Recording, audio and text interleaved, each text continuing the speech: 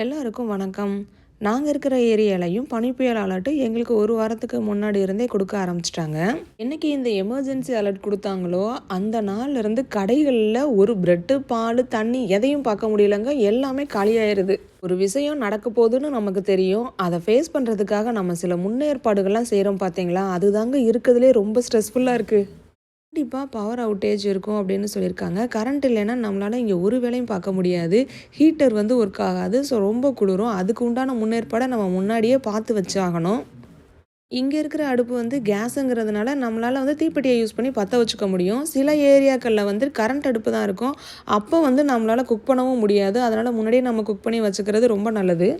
Power இல்லாதப்போ மெழுகுவர்த்தி use பண்ணுறத முடிஞ்ச அளவுக்கு அவாய்ட் பண்ணிக்கோங்க. பேட்ரி போடுற மாதிரியான லைட் எதையாவது வாங்கி வச்சு யூஸ் பண்ணிக்கோங்க. அதுதான் ரொம்ப சேஃபு. பைப்பில் வாட்டரை கண்டிப்பாக சொட்ட விடணும். வாட்டர் பில்லை பற்றி இன்றைக்கி யோசிக்கக்கூடாது.